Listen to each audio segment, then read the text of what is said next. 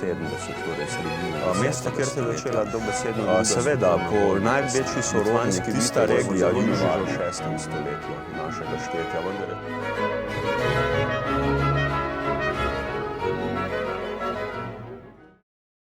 Drage gledalke, spoštovani gledalci, lepo pozdravljeni v oddaji Svet skozi zgodovino. Danes se bomo ukvarjali ali vsaj pobliže spoznali zelo pestro zgodovino države, ki je vsak dan v svetovnih poročilih. Goran Ajtič je z menoj. Lep pozdrav, Goran. Pozdravljena, vsi tudi, ki spremljajo oddajo, lep pozdrav. Torej, odločil si se, da boš predstavil Ukrajino, njeno bogato zgodovino. Prva najstarejša kultura je bila Kokoteni tripilska kultura, si zapisal, z območja vzhodnega Balkana, zahodne Ukrajine. Kar daleč si šel 5000 do 2700 pred našim štetjem. To pa je zelo daleč. No, danes bomo videli zelo razgibano in pestro zgodovino na območju, ki jo kot današnjo Ukrajino, moderno državo, poznamo. Kot bomo pa videli tudi že tisočletja in stoletja prej, da pa to ni zadnji in edini narod, današnji Ukrajinci namreč.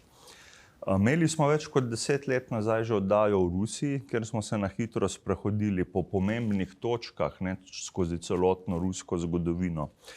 Danes pa bo seveda se Ukrajina dotaknila njihovih najbolj zanimivih sosedov, pa trenutno tudi aktualnih, najbolj morda v Evropi in v svetu.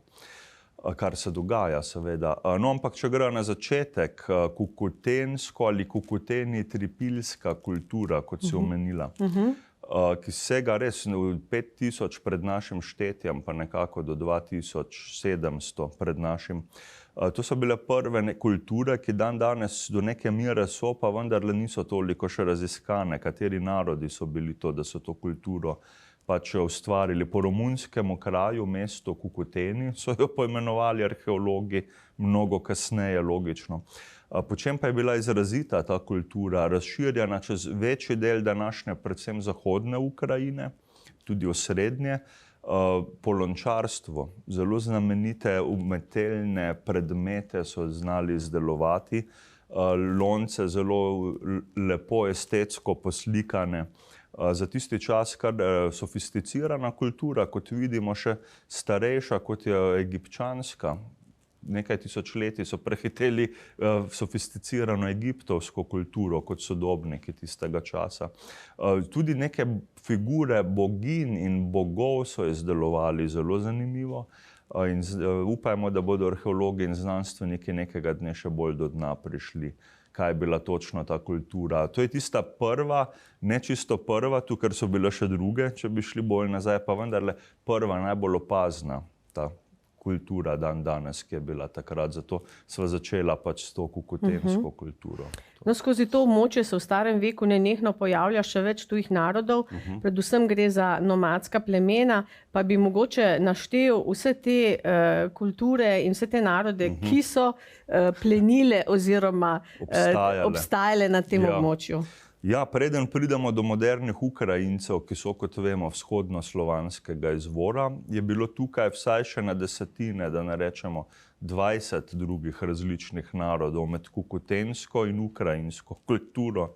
Dobro se to vprašala, ja, ker zelo že takrat po padcu te kulture se kmalu na tem območju pojavijo tako imenovani sarmati. In še bolj izrazito, sarmate smo omenjala v oddaji o Hrvaški tudi, ki naj bi prišli iz severnega Irana in naj bi delno vplivali.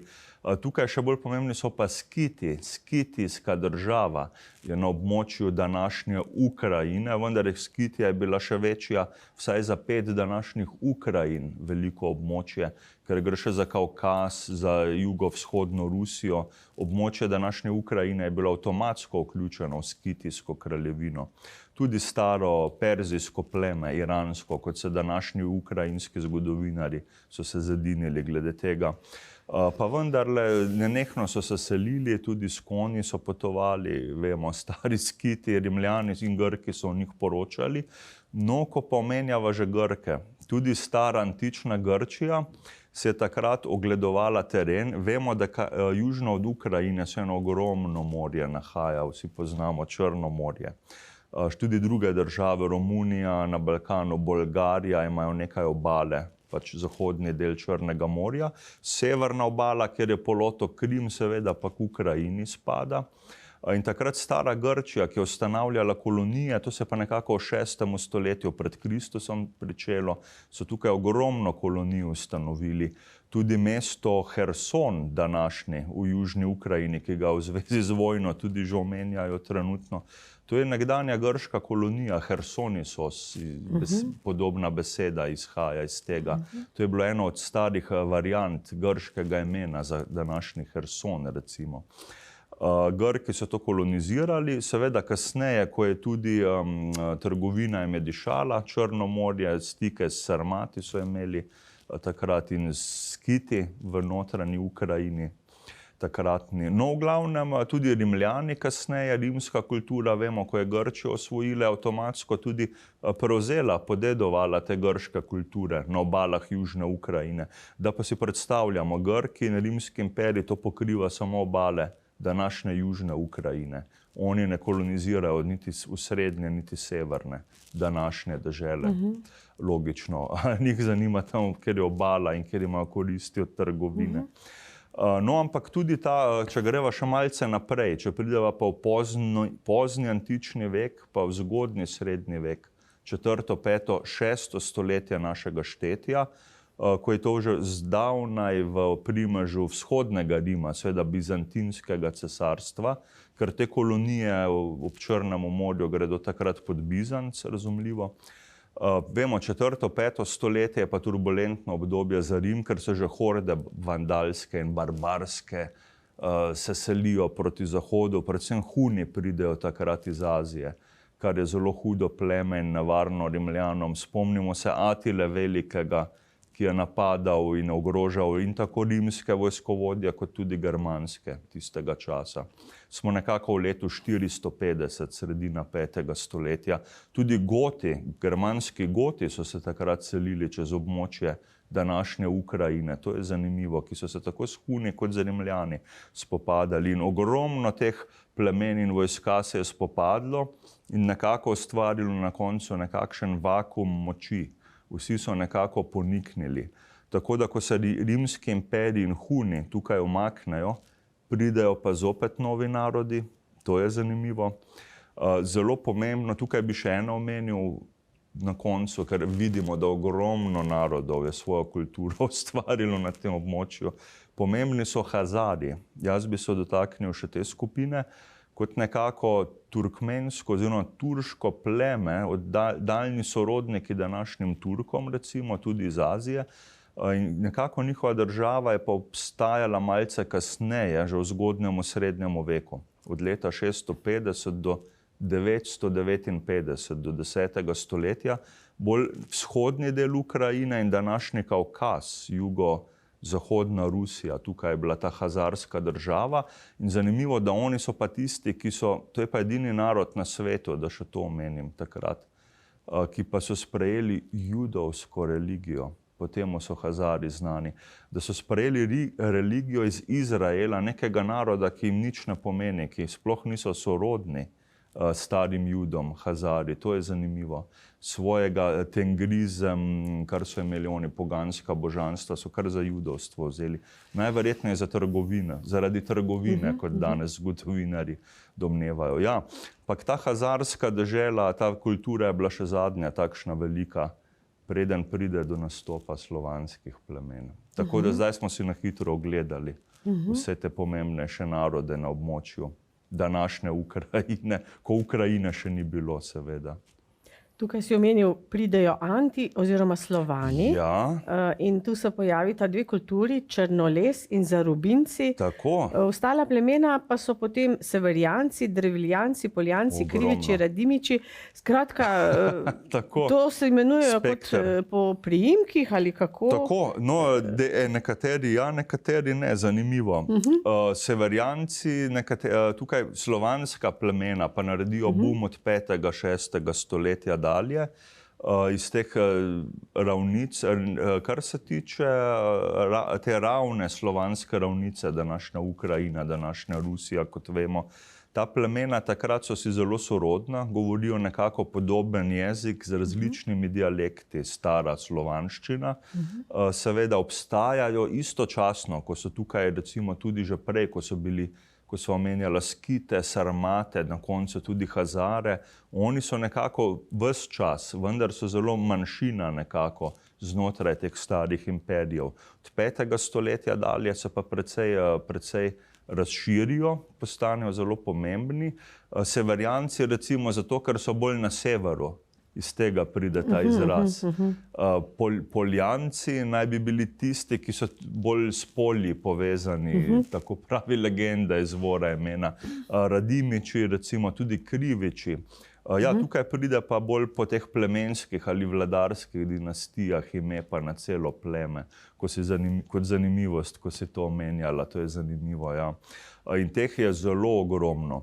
No, najbolj pomemben v 5. stoletju je pa pleme morda Poljancev. Poljanci, zahodni del Poljancev kasneje se je selil malce bolj zahodno, kjer je današnja Poljska, eno od pomembnih plemen, ki so dali ime.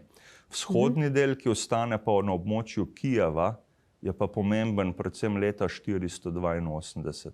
Ker Poljanci takrat že ustanovijo tako imenovano mesto Kijev in kot pravi legenda, je to mesto dobilo ime enostavno po dinastiji, ker je dinastija Kijevič, to so 3 bratje, Ki in njegova mlajša brata Šček in Horiv, kot pravi legenda. Bila je še 4., še sestra, vendar ti 3 moški so kot knezi, skupni vladarji, vladajo tako Poljancem kot tudi prvi državi Kijevu, ki je takrat še manjše naselje, seveda iz lesa. Ampak kot pravi legenda, Kijevič, mesto Kijev, ali kot reče Ukrajinci, Kijiv, ne Kijev. Kijev je pač bolj ruski izraz kasneje, originalno je pa Kijiv.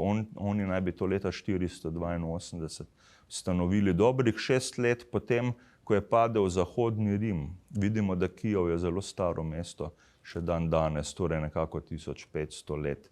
In to je prva pomembnejša slovanska kultura s to kijevsko kneževino takrat. Se tukaj začne.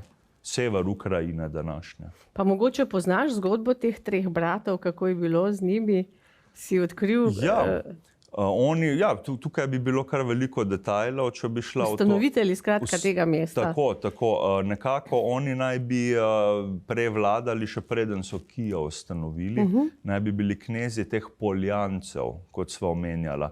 In ti Poljanci kot nemirne duše, ki se selijo, nomadske, seveda se tudi niso takoj pojavili tukaj, kjer je pač Kijev. Tam so se nekako naselili, ker je pač govorila neka legenda, ki je tem 3 bratom, ta legenda je prerokovala, da bojo 3 bratje našli veliko bogastvo, veliko srečo, kakorkoli, na nekem točno določenem območju. In to območje nekako si potem prav Ki sam izbere po tej legendi in točno na tem območju naj bi se ta vasica Kijev potem po njemu pač poimenovala, ker sam je dal tudi ime, ampak edino, kar legenda ni uganila, niso bili oni 3 tisti, ki so veliko bogatstvo doživeli. Bila je legenda pravilna, vendar se bo stoletja kasneje uresničila. Oni so bili pač samo ustanovitelji, ni pa to še zlati vek Kijeva. To je zanimivo pri tej legendi. Na njihove naslednike se to nanaša, kot bomo videli. No, našteval si vse sorte narodov, ki so plenili in divjali. Od divjih azijskih Bolgarov, recimo, prideva tudi do Avarov, ki razbijajo 200 let skoraj pozneje to Antsko unijo. Leta 602, ja. Tako, potem pa pridejo še Vikingi, ne? Tako, no sedaj, ko smo se tukaj, zanimivo, ko si omenila še Bolgare, no, to je pomembno, smo imeli že oddajo o Bolgariji pred leti, ki originalno pa sploh niso slovanskega izvora, ampak tudi azijskega, imajo istega prednika kot Huni in današnji Mongoli, kot se nekako zgodovinarji strinjajo. In velika Bolgarija je nastala najprej tudi na območju današnje Ukrajine. To ljudje ne vedo, ne tam, ker je današnja Bolgarija. Šele potem se jugozahodno selijo in današnjo Bolgarijo ustanovijo, ko so jih ta slovanska plemena malce izrinila. Recimo tudi Poljanci, kot sva omenjala. Ja, ampak z teh Slovanov je bilo toliko, da so v neki uniji obstajali, Antska unija, ker Ant je ime za starega Slovana, za pogane, tudi Severjanci, Poljanci, recimo Kriviči, so bili v neki uniji, ki so jo pa potem tudi Avari uničili leta 602, začetek 7. stoletja. Vendar to ni vplivalo pa na moč Kijeva, ki je pa takrat že vidimo, že od leta 482. Ta kultura se pohranja ves čas, ne glede na tuje Avare ali Bolgare ali Hazare, kakorkoli. Ampak pridejo Vikingi. Ja, no, ko si pa to omenila, sedaj pride pa v tisto obdobje, ko se bo pa malce dlje ustavila, tako. Če gremo še naprej, to je pa 9. stoletje, čas Vikingov, ko obstajajo vsa ta plemena, ki smo jih omenjali, Severjanci, recimo Kriviči, Radimiči in podobno, Poljanci s Kijevom, takrat se pa zgodi velika vikinška invazija po letu 862, ko iz Skandinavije pride tako imenovan Rörik, viking Rörik, ali kot smo rečeli Rjurik kasneje, Slovani, ki je pomemben tako za rusko kot za ukrajinsko zgodovino. Ker tukaj vidimo, da ti Slovani še nimajo države, da si ne bo kdo napačno predstavljal, ni niti Rusija, niti Ukrajina še takrat, samo plemena, ki so jih omenjala. Vikingi se nekaj časa bojujejo s temi plemeni, kasneje pa trgovske vezi, trgovino uvedejo na območju današnje zahodne Rusije in celotne Ukrajine, ker to je ogromno območje. In Vikingi kot neustrašni bojevniki in trgovci to kolonizirajo s časoma. In se bodo tudi stopili z lokalnim prebivalstvom. Torej neka nordijska, prvič pride germanska kultura med Slovane tukaj. To je zanimivo. No, za Kijev je zelo pomembno leto 882, konec 9. stoletja, ko pride eden od generalov tega Rurika, kot smo omenila, njegov prijatelj, Oleg, pač viking Oleg, ki je takrat, kot pravi legenda, Oskold in Dir, tudi dva vikinška kneza, takrat Kijevu vladata, ki sta ga še pred Olegom osvojila. Olegu pa nista všeč kot šibka vladarja, ta dva vikinga ubije, čeravno je sam varjak viking, in on svojo vladavino tukaj vzpostavi. In potem, ko on pač tudi umre, vlada pa sin omenjenega Rurika, ki je bil Olegov prijatelj, naprej. To je pa Igor, recimo. In po knez Igor, veliki kijevski knez, oziroma samo še knez takrat, ne veliki. In zelo pomembno je, da ta Rurik je dal dinastijo, ki bo vladala stoletja dolgo na ukrajinskem, kot tudi ruskem ozemlju, kot bomo videli. Tukaj se začne nova nordijsko-slovanska kultura in Kijev je prvo pomembnejše mesto, ki bo izvor te kulture, kot bomo videli. Kaj pa je to kijevski Rus? In kaj pravzaprav pomeni ime Ukrajina, ki se pa prvič pojavi v 12. stoletju? Ja, no tukaj pridemo sedaj tako imenovan Kijevan Rus ali kijevski Rus, kot se zgodovinari zahodni, ruski in ukrajinski vsi to priznavajo. No, tukaj že pridemo do imena tudi Rus, kot so morda gledalci opazili. In zdaj bo zanimiva razlaga tega. Omenili smo znamenitega Rurika, ta viking, ki pride med Slovane in jim zavlada po izboru samih Slovanov, ki ga izvolijo. No in samo staro ime slovansko, tako kot ta Poljanci in Severjanci imenujejo vikinge, je pa beseda Rus. To v stari slovanščini pomeni viking, Rus. In praktično ta beseda je poimenovala skandinavske prišleke, ki bo pa kasneje ime za veliko državo Rusijo, kot vemo. In te naselbine vikinške po celi Rusiji in Ukrajini, vključno s Kijevom, na območju, kjer so te naselbine, se reče tudi Gardarikija v starem jeziku takrat. Še bolj zanimivo pa območje Gardarikija postane znano kot Kijevski Rus. Kaj je to? To je kot konfederacija ogromno manjših mestnih državic, kneževin. Na območju Ukrajine je to najbolj pomembno takrat. Imamo kneževino Kijev, ki so jo vikingi prevzeli. Imamo še druge. Imamo recimo tudi na območju Rusije imamo Suzdal, Vladimir, to so vse mestne državice. Ni Ukrajina, ni Rusija še vedno, da se gledalci predstavljajo, ampak ime. Zakaj Kijevski Rus? Ker to je veliko območje, cela današnja Ukrajina in evropski del Rusije in to Kijevska Rusija največja evropska skupnost ali država, če želimo, tistega časa, 9. 10. stoletja, močna trgovinsko, pa vendarle te državice znotraj, ki obstajajo, je vsaka neodvisna. Predstavnik kijevskega Rusa, cele skupnosti, je pa običajno kar vsakokratni knez Kijeva, torej kijevske kneževine, kar pa so seveda potomci Rurika, ki vladajo. Ime Ukrajina si tudi omenila. Malce kasneje, za časa kijevskega Rusa v sredini 12. stoletja, se pa prvič ime Ukrajina pojavi tukaj, iz območja Kijeva, ker se to širi. Kaj pa to pomeni? To pomeni dežela znotraj kijevskega Rusa. Torej tista, ki je najbolj tipična, lahko tudi dežela staroselcev, to pomeni, to je pa še drugi pomen. Torej dežela Slovanov, ki pa je zdaj vlada nordijska hiša Rurikov. To pomeni Ukrajina, torej dežela znotraj ali stara dežela. Sedaj smo videli, kaj pomeni to ime. Vendar se to samo formalno uporablja, ne gre še za ime države. Ker država je kijevska kneževina, navzven pa kijevski Rus, skupnost teh mestec, pač državnih, majhnih državic. Omenil si to kijevsko kneževino, kar precej dolgo je trajala, 882 do 1240. Do 13. stoletja. Pomembni člani te vikinške dinastije so bili Rurikovič.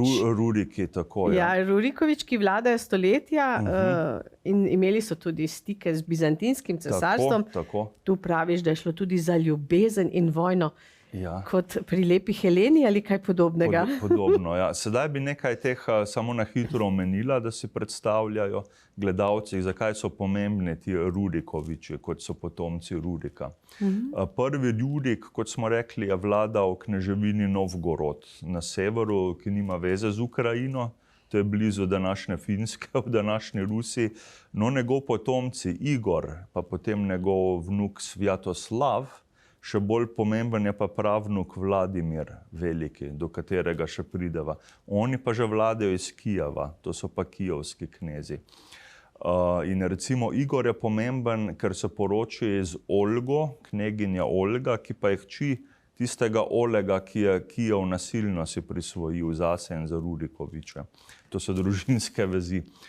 In Igor je tisti, ki se prvi, knez Igor Rurikovič, potomci Rurika so pač enostavno Rurikovič sedaj v slovanski, ukrajinski verziji. On je tisti, ki se pa že proti jugu, čez Črno morje z bizantinskim cesarstvom spogleduje, kako bi Kijev zasenčil prestolnico Bizanca takrat, Konstantinopolis, kot vemo, vzhodni Rim.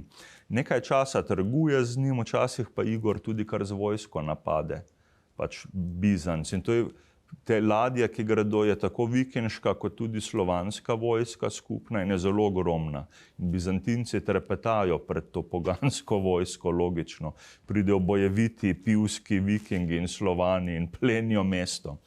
No, to je leta 941, ko Igor prvič napade. Potem želi pa še 4 leta kasneje, 945 se mu pa zalomi, ker zbira davke znotraj samega kijevskega Rusa na območju Ukrajine, da bi novo ladjevje opremil. Se mu pa eno teh plemen Dreveljanci, kot so jih že omenjala, se mu pa uprejo in ga okrutno umorijo, kneza Igorja, na drevesu v gozdu. Ko njegova žena Olga to izve, svojega ljubljenega moža pride maščevat. Pride z vojsko in to pleme izdajalsko znotraj kijevskega Rusa kaznuje. Celo vas je opustošila in baje je kar vse uničila in pobila. Čeravno je bila znana kot Olga sveta kasneje, tista, ki je krščanstvo širila. No, sin Igorja in Olge, Svjatoslav, je tudi tisti, ki napade naprej izvaja še. Pa vendarle z Bizancem se tudi včasih imajo odnos ljubezen vojna, kot si omenila. Se že nekako spogledujejo, da morda bi bilo pa bolje trgovati z Bizancem in biti z njim zaveznik in ne sovražnik, recimo. In Svjatoslavov sin, ki pa bo eden najbolj znamenitih vladarjev, Volodimir ali Vladimir Veliki, bomo pa videli, bo pa to dosegal. Ja, praviš, da je bil najpomembnejši vladar te kijevske kneževine, Volodomir Veliki, in da je prinesel svojemu narodu krščanstvo. Končno. Zakaj se je odločil za to potezo? Ja, to je pa zelo zanimiva legenda in jo moramo nujno omeniti. Vladimir ali kot v ukrajinščini Volodimir, ki je drugačna različica tega slovanskega imena. No, kako so tudi imena dobili? Večinoma pride to iz nordijskih vikinških imen. Prvi Rjurik je originalno Rörik, ki naj bi bil član stranske linije danske vikinške hiše. Tak je prvi osvajal. Njegov sin je bil Ingvar, ampak Slovani so ga naredili za Igorja, kot smo videli. To je zanimivo. No, Volodimir je pa že tisto pravo slovansko ime.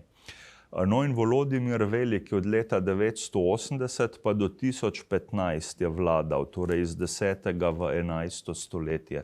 Kot vidimo. Danes ga čestita oba naroda, tako Ukrajinci kot Rusi, in ima spomenike in v Kijevu in v Moskvi, kot bomo kasneje razložili, zakaj. No, kakorkoli, on je tisti, ki pa se že zelo veliki kijevski knez. On je prvi, ki postane veliki knez Kijeva, ne zgolj knez. Velika kneževina, ono kliče leta 980 to. In on sedaj vidi, če začne kot okrutni pogan, ki je baje še ljudi žrtvoval ob lesenih totemih, častil še Peruna, Odina, vse slovanske in vikinške bogove po vrsti, sedaj pa vidi, da če bo želel biti močnejši in bogatejši, je pomembna trgovina, kar pomeni, da ne more biti več pogan. Tukaj je Kijev izbral religijo popolnoma, bova rekla, umetno, oziroma so si kar sami izbrali, katera vera bi bila najbolj primerna. Ni prišlo spontano. Volodimir odpošlja poslance na 3 strani. Muslimanom, mislim, da v Bagdad, Hazarjem, ki so takrat že Judije, kot vemo, in pa tudi v Bizanc, kjer je pa krščanstvo, kot vemo, takrat Bizantinci. In tisti, ki se vrnejo od Hazarov oziroma od Judov, jih Volodimir izpraša, mislite, da bi mi morali postati Judije, Kijevci oziroma Vikingi. In rečejo, ne, to ni v redu religija, ker je Bog Žide izgnal iz svoje dežele. Stara Biblija, vemo, stara zaveza, kako govori. Zato Volodimirju judovstvo ni všeč in takoj pravi, da ne bodo Judije. Potem pokliče pred sebe poslance, ki so prišli iz muslimanskih dežel. A mislite, da bi bilo dobro islam sprejeti? Pravijo, ne, ni v redu islam, pa ne dovoljuje alkohola. Slovani in Vikingi kot veliki pivci, kijevska kneževina, medica, pivo teče v potokih. Islam ne pride v poštev in zato Volodimir Veliki je islam zavrnil, samo zaradi alkoholnih navad. To je zanimiva legenda. Potem podkliče pa na koncu še te poslance, ki jih je poslal v Bizanc in mu povejo tam, videli smo bizantinskega cesarja, kako imajo maše, kakšna je liturgija v njihovih cerkvah, v bazilikah, čudovito. Tudi alkohol je dovoljeno krščanstvu, lahko tudi svinjino se lahko je. Potem, to pa ni tako napačna religija, se odloči Volodimir, bomo pa kar kristjani, tako kot so Bizantinci. In tukaj je Volodimir sprejel krščanstvo, ki se kasneje na območje cele Ukrajine razširi, kijevskega Rusa, posledično tudi na severovzhod v bodočo Rusijo. In če bi takrat Volodimir recimo vzel islam za primerjavo, kakšna bi bila prihodnost oziroma zgodovina Ukrajina in Rusija, danes bi bili muslimanske veroizpovedi in ne pravoslavne. Zato je pomemben ta mož, ki jim je dal krščanstvo. In na kakšen način? Zato, ker so imeli radi alkohol. Vikingi in stari Slovani. V bistvu, če pomisliva na te stare načine varjenja piva, to jim je bila v bistvu tudi hrana, ne? Tako, dejansko. So recimo zajtrkovali to, danes rečemo, neprečiščeno, neprefiltrirano, ne? Tako, svinjino so jedli in pivo so pili. Kot juhica, ne, zraven. Tako, zelo slovansko in vikinško. Tako kot hrana. Zdaj smo pa pri še enem Volodimirju, Monomah. Ja. To pa je bil človek, vladar, ki se je trudil, da bi obdržal ta kijevski Rus skupaj.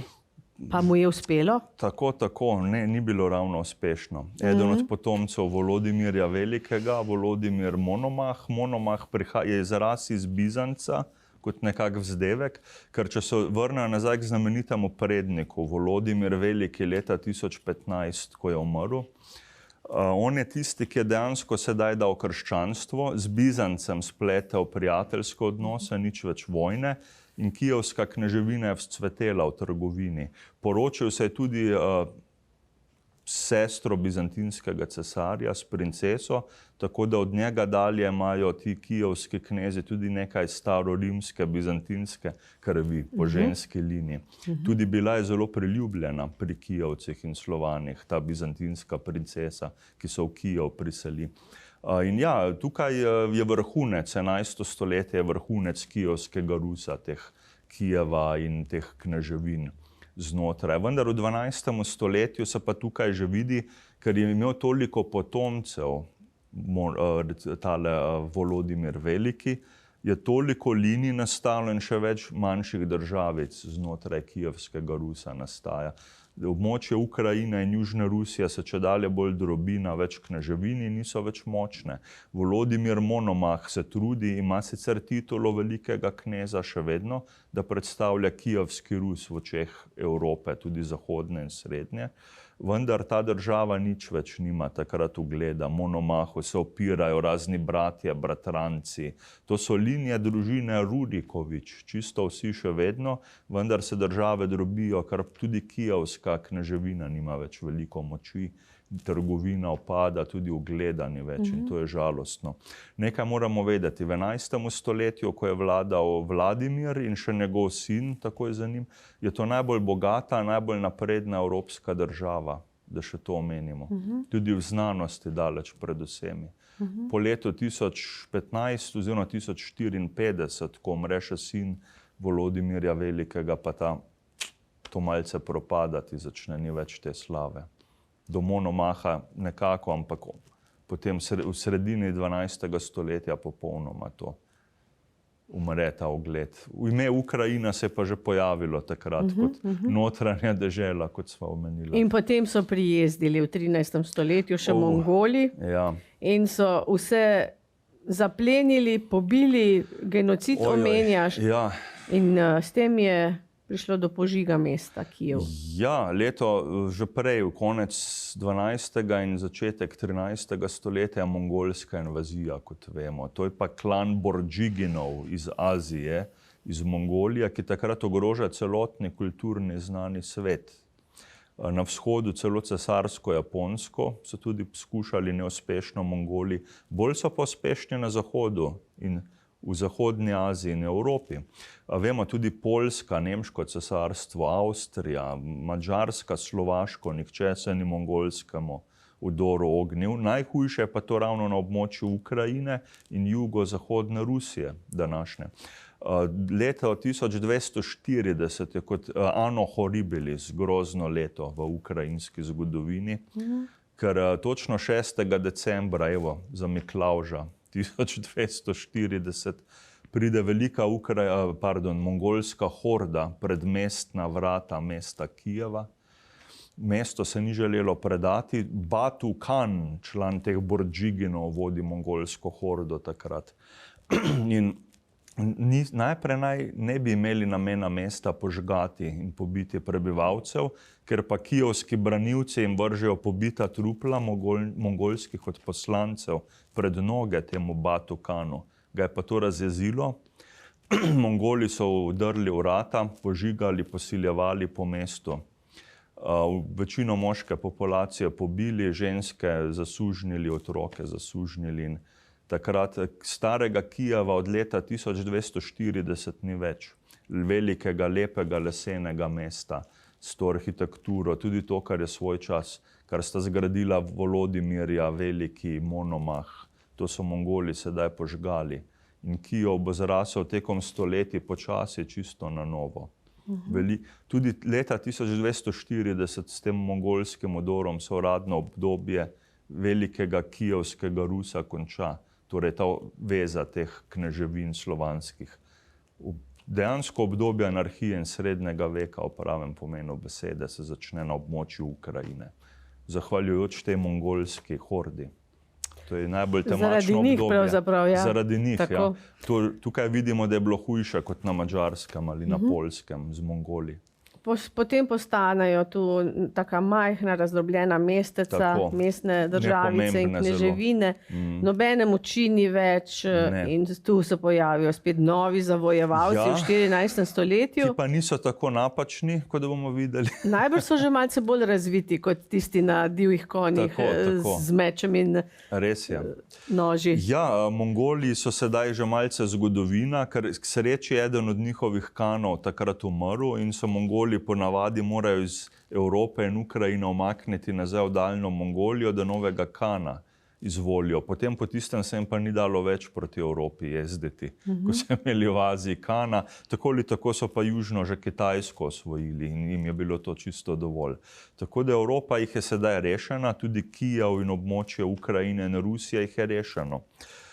No, ampak tukaj pridemo pa sedaj v 14. stoletje, ki pa bo tudi pomembno obdobje, ker se je pa nova velika sila v srednji Evropi takrat rodila. Govorimo o veliki poljsko-litvanski kneževini oziroma kraljevini. Ker vemo, da Poljska v poznemu srednjemu veku je pa ena večjih evropskih velesil. Predstavljamo si današnje Združene države Amerike ali Rusijo za primerjavo, ki sta svetovni velesili. Takrat je pa to poljsko-litvanska dvojna monarhija.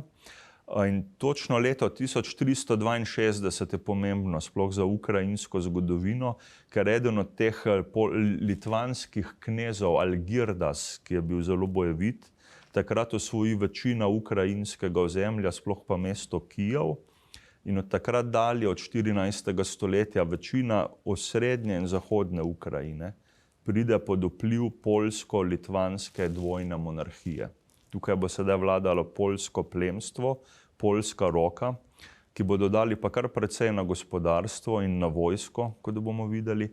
No, ampak tukaj je država pa razbita, vzhodni del Ukrajine in južni Krimski polotok, ki je tako zanimiv. To pa ne pride pod poljsko-litvansko gospodarstvo. To ostane pa še malce pod temi mongolskimi hordami, tisti del ne tako močnih, ki so ostale. Tudi kanad Zlate horde se tukaj ustanovi. Tu še vedno vladajo Mongoli, predvsem pa Tatari. Tatarski narod je pomemben. Tako da vzhodna Ukrajina nima veze s Poljsko takrat. Zahodna pa pride v to sfero in se začne na novo pobirati zaradi mongolskega vdora prej. Tekom 14-15 stoletje je to poljsko obdobje, da si gledalci predstavljajo.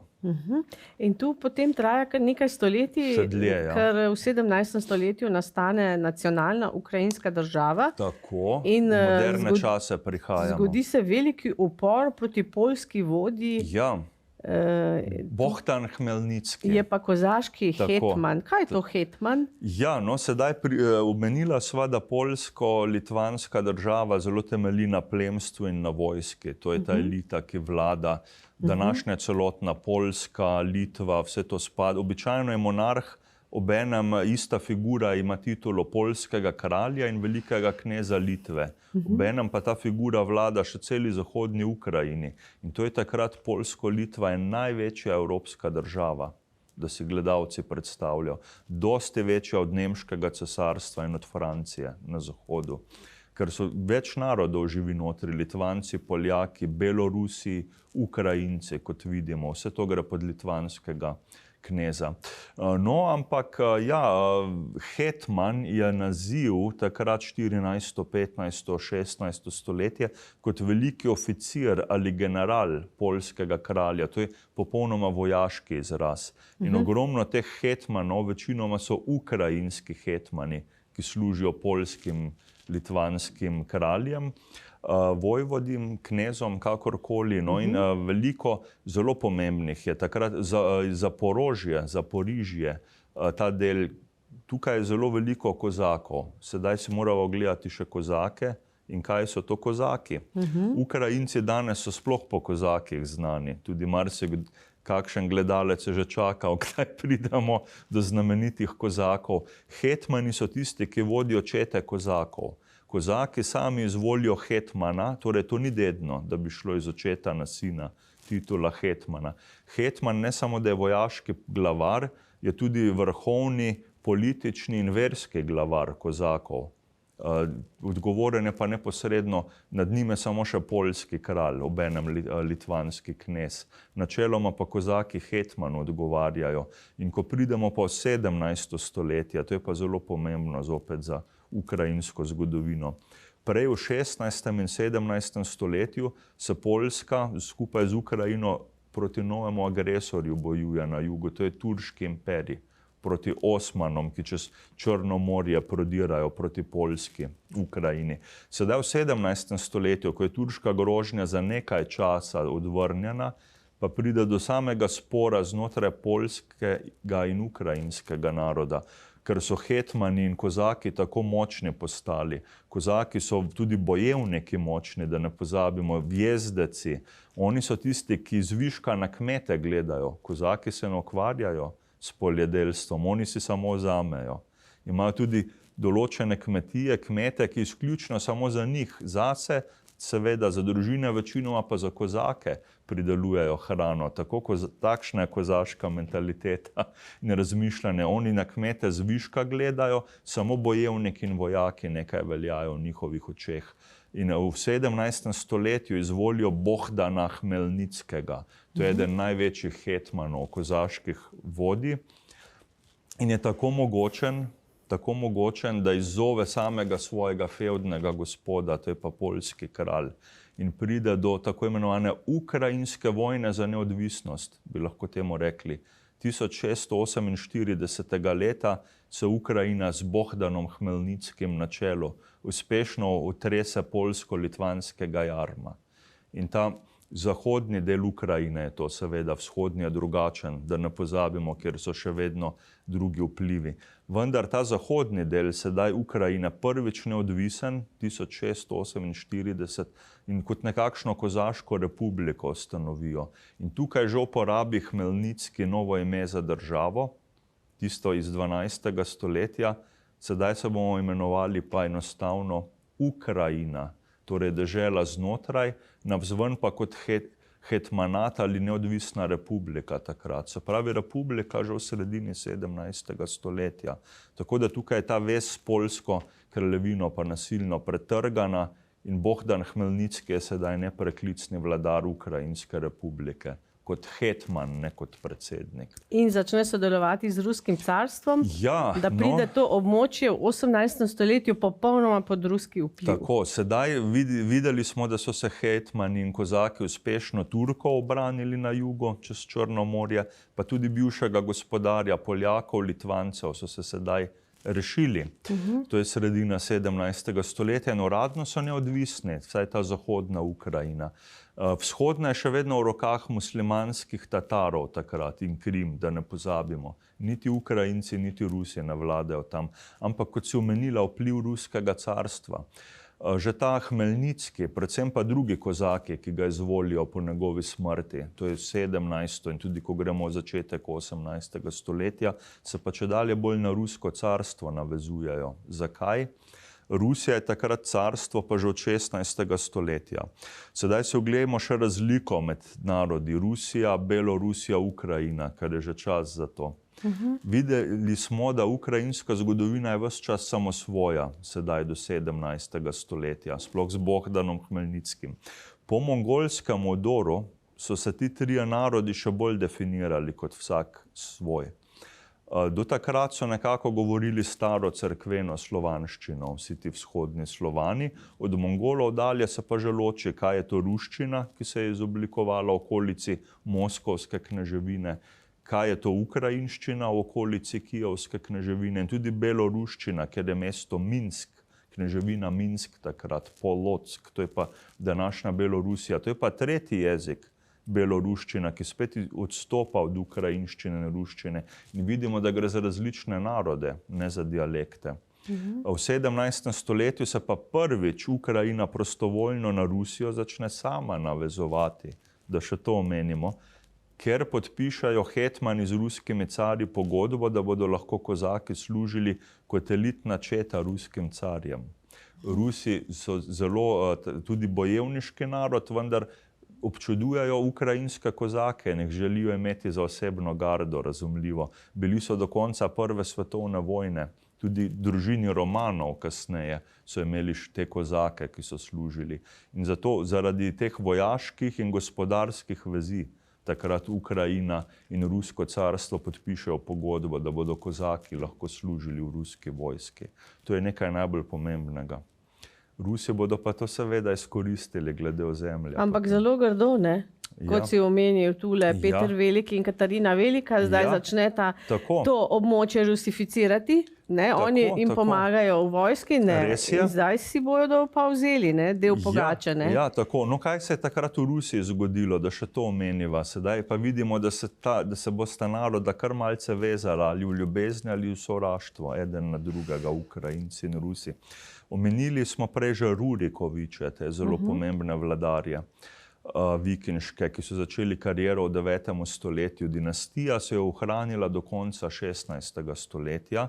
Zadnji del Rurikovičev, ki je najmočnejši, pa ravno v Moskvi pristane v Rusiji.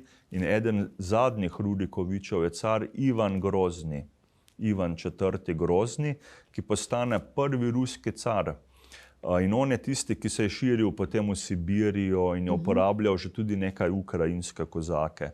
No, še bolj kasneje, ko pa Romanovi vladajo, Peter Veliki, kasneje tudi Katarina Velika, to je pa začetek 18. sredina in celotno 18. stoletje. To pa gre na račun Ukrajine že kar precej. Rusija je prej sibirske dele v 16. stoletju osvajala, 17. Od 17. dalje se pa še Ukrajino na jugozahod v smeri.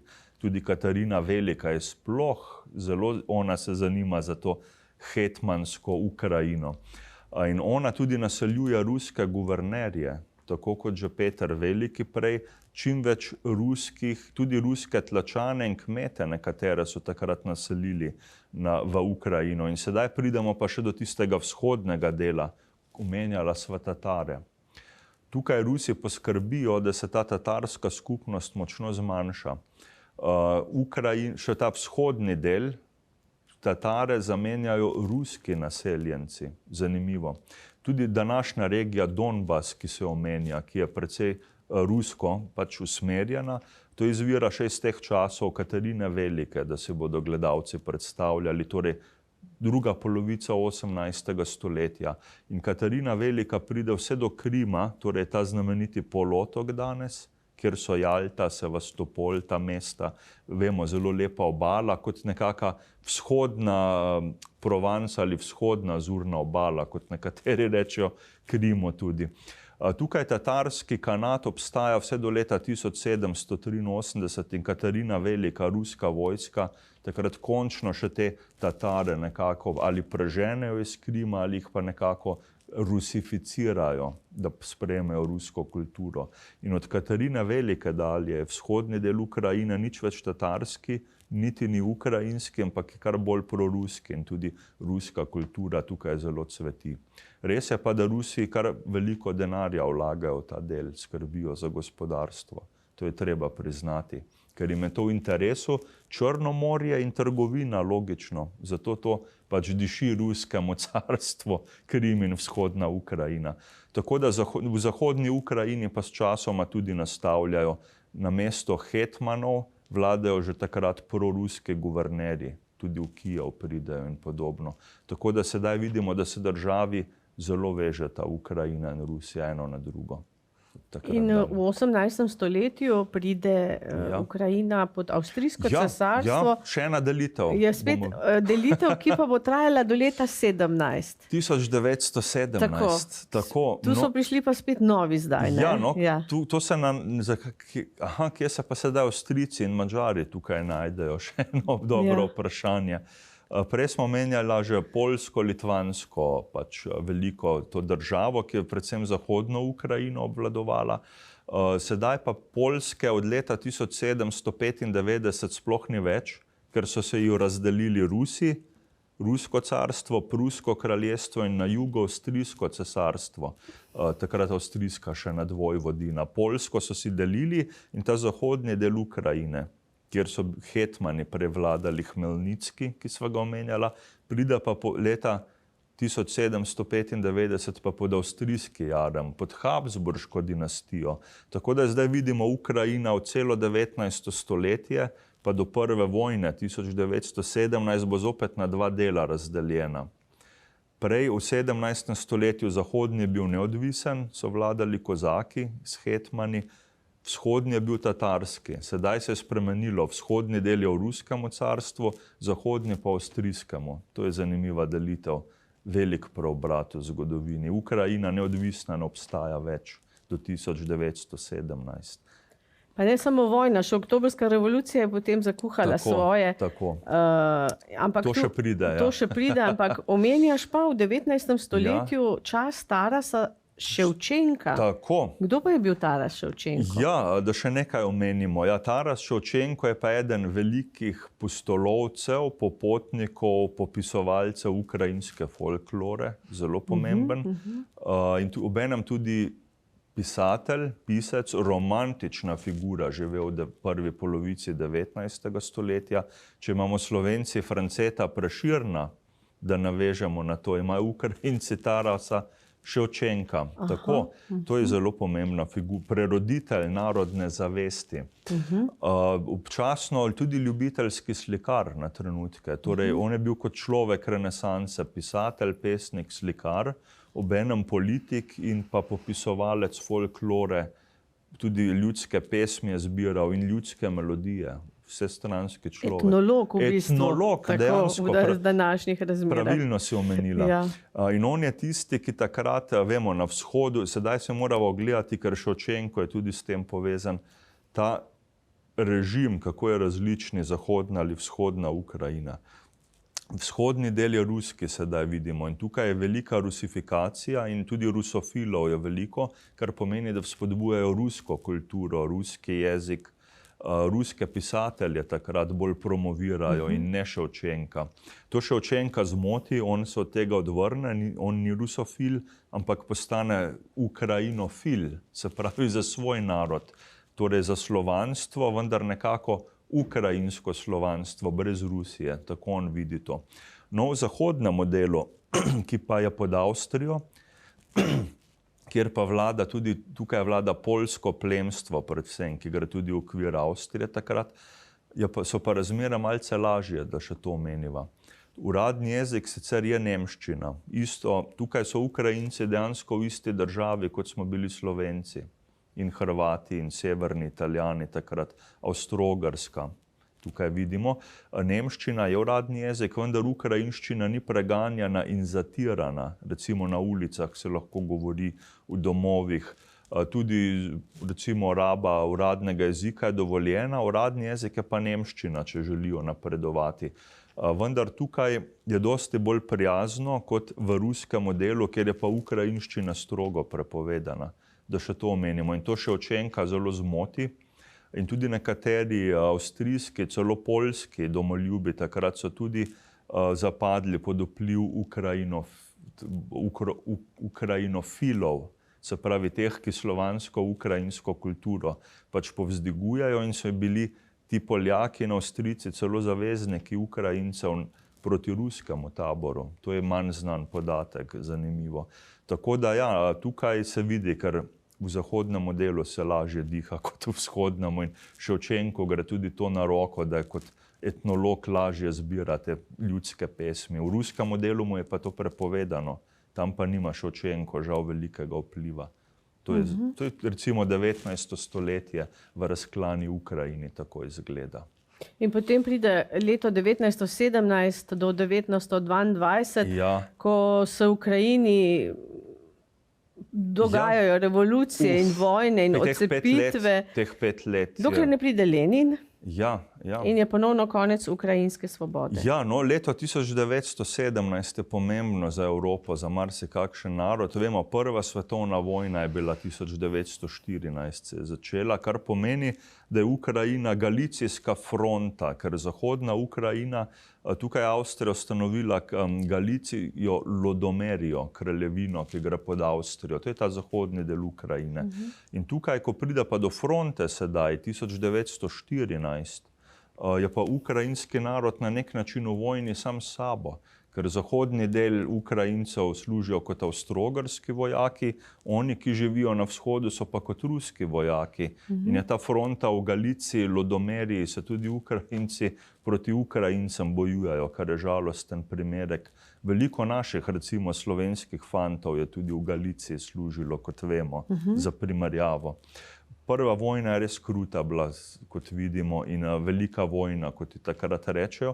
Leta 1917 je pa konec te bratomorne vojne na ukrajinskih tleh, ker pride na prvo oko čas sprememb. V Rusiji je revolucija, Vladimir Lenin, Rusi sami so že prevrgli carja Nikolaja II. In je bila nekaj časa celo demokratična vlada. Ko pride pa Lenin z vlakom iz Švice v Sankt Petersburg, naredi pa revolucijo boljševikov, se pravi komunistično revolucijo, in takrat Ukrajina vidi priložnost, ne samo, da se strga zahodni del iz Avstro-Ogrske, ki vojno izgublja, ampak tudi vzhodni del, ker Rusija je pa izločena iz vojne. 1917 zaradi revolucije doma, zaradi Lenina. In zopet po dolgem času, prvič po letu 1648 je Ukrajina neodvisna zopet, 1917. leta.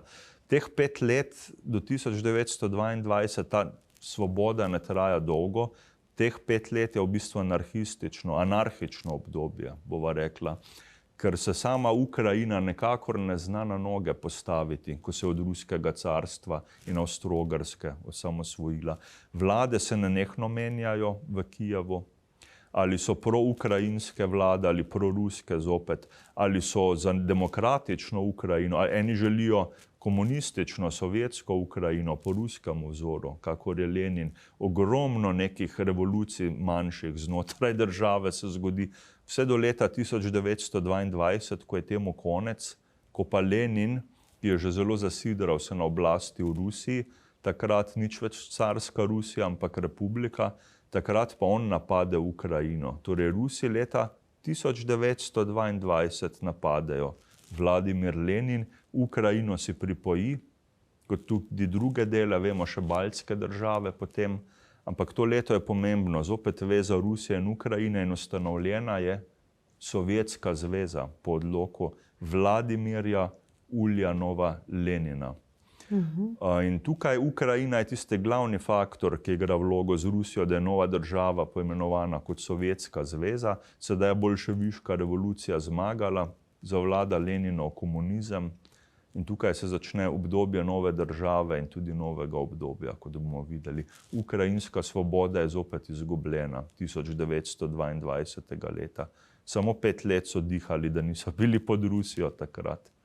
Zanimivo. Zaradi trenutne vojne pa danes zvemo marsikaj tudi o preteklosti Ukrajine. Pred meseci je bil na sporedu film Gospod Jones o velikem holodomoru, gladomoru. Letos je prav točno obletnica leta 32, torej 90 let nazaj, do leta 33 je Stalin pobil od 7 do 10 milijonov Ukrajincev. Zakaj? Ker jim je vzel vse žito. Sovjetsko obdobje ni čas pravljice za Ukrajino. To so prikrivali. Pravzaprav so tisti, ki so to vest ponesli v svet, kar nesrečno končali. Prav ta gospod Jones v tem filmu je bil čez nekaj mesecev potem ali let ubit na azijskih tleh, ker je dal to takšna strašna stvar, ki so jo hoteli kar pod preprogo, kar je tipično stalinistično. Že takrat je bila Ukrajina žitnica, ne? Žitnica Evrope, bi lahko rekli, celo sveta, ne? In tudi zato si je Sovjetska zveza, še prej sama Rusija, tudi ruski cari so si jo zato želeli, roko na srce, ker oni so hranili, ne? Pač vemo, da tudi rusko carstvo je bilo ogromno. Sedaj, ko obstaja Sovjetska zveza, 1922 pa vse do leta 1991, kot bomo videli, to je zelo negativno obdobje za Ukrajino, ker po Leninu leta 1924 zavlada njegov naslednik, Josip Džugašvili Stalin, Gruzinec po rodu, sploh ni Rus, to je zanimivo, kot pač v tej komunistični partiji naslednik Lenina. In on je tisti, ki ni imel odnosa do ničesar, niti do samih Rusov, niti do Belorusov, sploh pa ne do Ukrajincev. Človeško življenje mu ni nič pomenilo, ne? Nič. Rekli so mu, da je to rdeči car, pa še hujše kot vsi cari prej, ker je videl samo sebe, svoje ambicije, niti ne stranke, ampak izključno samo sebe. In dejansko, ko je velika lakota takrat, od leta 1930 do 1933 je trajalo v Sovjetski zvezi, celo 3 leta, ko on pobira žito. Predvsem Ukrajino je pa to udarilo od 32-33 v teh letih, ker oni so pa sploh žrtev. Bili so, vemo, kulaki, ti veliki kmetje in v Rusiji in v Ukrajini, ki nekateri niso bili čisto po godu novemu režimu in Stalin je izdal ukaz, režim je pač pobral hrano in žito. No, še bolj kruto je, da to žito kasneje bo hranilo nemško nacistično vojsko, ki je osvajala Evropo, to ukrajinsko žito po Stalinovem odloku. Ja, lasten narod doma je pa stradal, in Rusije in Ukrajinci. Predvsem v Ukrajini je to, ker kar od 7, 8, meni celo do 10 milijonov žrtev naštejo. Gladomor ponaša, ali holodomor, kot rečejo oni v ukrajinščini. In je bilo res strašno to, ogromno ljudi je kar zaradi lakote shiralo, tudi otroci po tleh so kar obležali. In primeri kanibalizma so se pojavljali. Primeri kanibalizma, narod je želel preživeti. Vse zaradi enega velikega tirana Stalina. In to je tudi bolj negativno, najbolj kruto obdobje njihove zgodovine pred drugo svetovno vojno, bi lahko rekli. Kdo pa je bil Stepan Bandera? Omenjaš, da nastanejo neke nacionalne in fašistične skupine. Tako. Zdaj pridemo pa do tega kočljivega obdobja, na kar se tudi današnji ruski voditelj sklicuje, kot bomo videli. V Ukrajini že leta 1929 je nastala tako imenovana OUN, kratica ali organizacija ukrajinskih nacionalistov, kar vodi najprej pač Stepan Bandera, je eden tistih soustanoviteljev in tudi drugi voditelj te organizacije, ki pa se je izrodila oziroma odcepila, da rečeva tako. To je fašistično usmerjena organizacija, ki pa ima 2 linije od Bandere dalje, ker je bil tudi drugi voditelj po imenu Melnik, tako se je pisal, in oni so tisti, ki so bili bolj zmerni nacionalisti že takrat. Bandera je pa tisti, ki je pa čistemu fašizmu podlegal. Ja, to je pa žalostno dejstvo, da takrat nastane veliko teh nacionalnih skupin, sploh ta organizacija teh ukrajinskih nacionalistov je zelo znana, kar bo rekla veliko zlo, vendar zakaj je to nastalo? Kot odgovor drugemu zlu, stalinizmu, kot smo videli. Tisti, ki se bo pa za ukrajinski narod bojeval proti komunizmu in proti Josipu Stalinu, češ, saj mi smo tudi ljudje, mi pa nismo neki zatirani, da bi z nami lahko počeli kakorkoli želite. Vendar je ta figura zelo kontroverzna, Stepan Bandera, kot bomo videli med drugo vojno. Kamor smo že prispela. Prišla smo do druge vojne, in hotela smo nadaljevati naprej, celo do Černobila. Kako pa je bilo potem v drugi vojni, ko si omenil Stepana Bandero? Druga vojna je zelo kruta, sploh za Sovjetsko zvezo, vemo, nacistična doktrina. Ukrajina je tudi trpela pod nemškim škornjem, ko pride Wehrmacht, nemška zasedba. Vendar veliko Ukrajincev, sploh člani Bandere, ki se jim reče banderisti potem, tudi še dan danes, so nemške vojake pozdravili in jim vzklikali. Čeravno so videli Nemci, so se tudi proti Banderi potem obrnili. Tako da on se je bojeval proti Stalinu in proti Hitlerju. Se je v čudni poziciji znašel Stepan Bandera.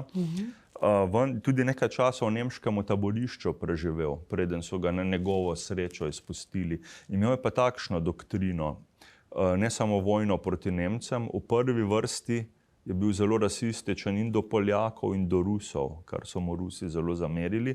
Češ ti 2 skupini je treba eliminirati. Edini čisti Slovani smo samo Ukrajinci, Poljaki in Rusi niso pa nič uredni. To je njegova doktrina. Na drugem mestu so šele Židje, da jih je treba iztrebiti.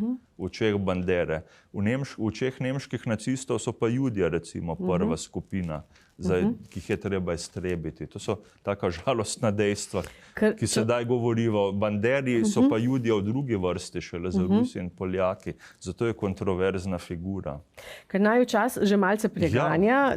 Tule sva že v eni uri debeli nanizala precej o zgodovini. Bi omenila samo še letnice, ki so nekako dale Ukrajino na plan. Ker bomo imeli oddajo o Sovjetski zvezi itak posebej. Leta 86 je bila ta strašna nesreča v Černobilu, potem razpad Sovjetske zveze leta 91. Za Ukrajino zelo pomembni. Pot je šla v demokracijo.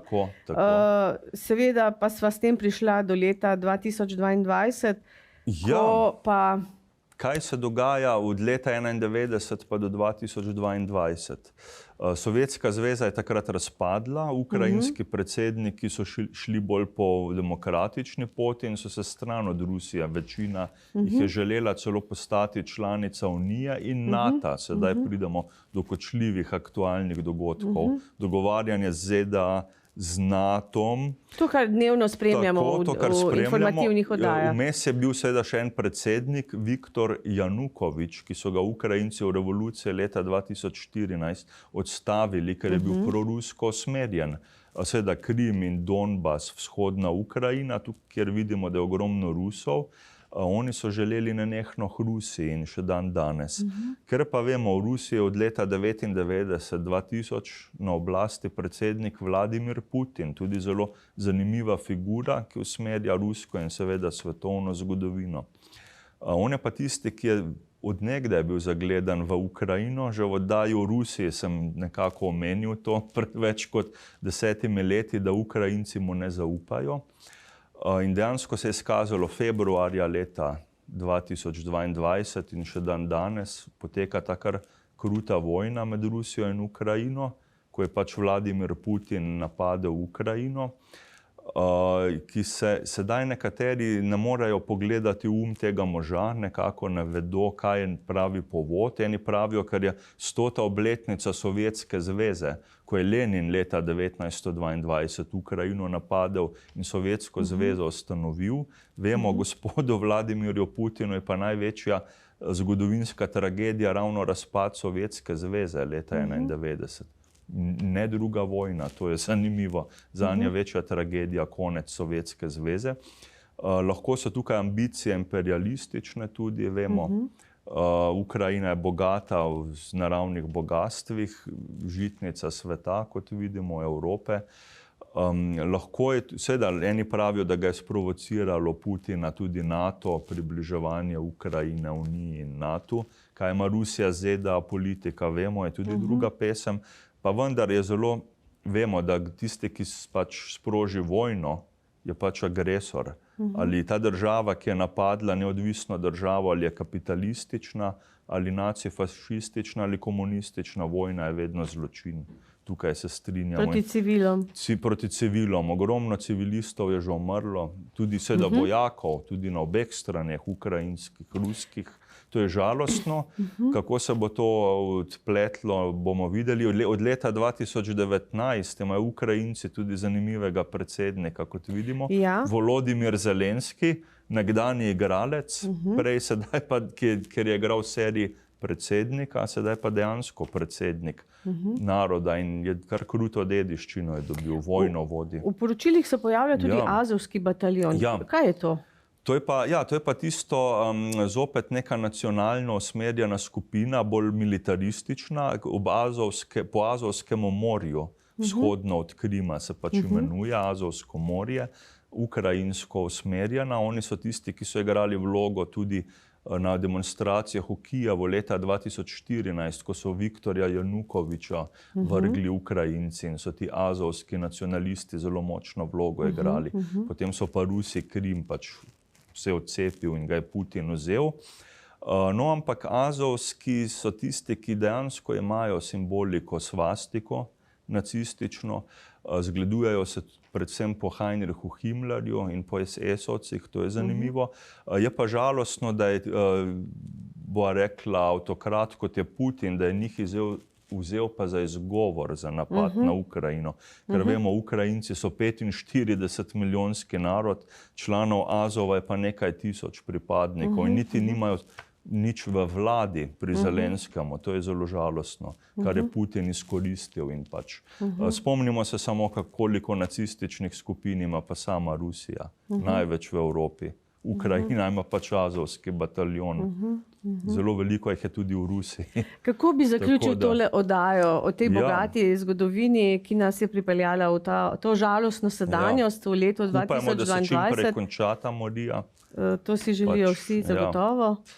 In kako bi pozdravil in zaključil ta prispevek, mogoče s tem, kakšna je razlika med jezikoma. Prej si že omenil 3 jezike. Prej si že omenil 3 jezike, kaj pa je med ruščino in ukrajinščino? To je zanimivo, No, če se ogledava še to, vsekakor ruščina je tista, ki je ostala še vedno, ki se bolj naslanja, oba dva jezika zelo zanimiva. Ruščina se morda naslanja na staro cerkveno slovanščino in je izoblikovala še neke svoje drugačne izraze, medtem ko ukrajinščina, smo pa videli, že po mongolski invaziji je šla svojo pot, isto kot beloruščina. Kaj je vplivalo na ukrajinščino? Veliko ima seveda ruskih besed in slovnice, zelo je pa tudi poljščina prispevala, ker so bili le 300 let, še več, v poljsko-litvanski kraljevini. Torej ta vpliv je vpliv poljščine in tudi besede in dialekt je vplivalo na ukrajinščino, kot tudi neverjetno nekateri deli zahodne Ukrajine, tudi slovaščina je dala svoj vpliv. To je manj znan podatek, pa vendarle, kot neka mešanica poljščine, ruščine, nekaj njihovega. In recimo, da se ogleda primer, zelo več samoglasnikov ukrajinščina uporablja v primerjavi z ruščino, samo ime.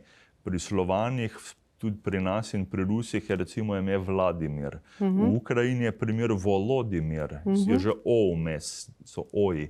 Tudi mesto, grad je recimo ime za mesto v ruščini. Oni imajo pa Horod, Ukrajinci za mesto, spet O se vrine tukaj. In recimo Andrej, Sergej je v Rusiji. Andrij, Serhij je pa v Ukrajini, kar je na ej, je na i. Evo, Kijev je ruski izraz, recimo, Ukrajinci imajo Kijiv, na iv. Tukaj vidimo, da je bolj na iv se končajo ukrajinske besede. Ruske so pa na ev ali ov. To je ta razlika, to je zanimiva. Lahko bi ta razliko v jeziku celo uro razlaga. Lahko bi še poklicala kakšnega jezikoslovca, pa bi zagotovo vedel več. Močni so tudi v Evroviziji, že 3 zmage, recimo, se je Ukrajina pripela. Tako. Skratka, področje... To leto vemo, zakaj, pač stvar politika. Močno področje, veliko smo izvedeli v tej uri in še malo več. Tako, zanimiva Goran, najlepša hvala za tole raziskovanje in za pogled v prihodnost na to področje, kjer so se vrstili spopadi tisočletja nazaj. Ogromno zgodovine. Skratka, najlepša hvala za tole oddajo in za tale tvoj prispevek k večjemu razumevanju dogodkov. Vam, drage spoštovane gledalke in spoštovani gledalci, pa hvala za pozornost in lep pozdrav do prihodnjič. Srečno!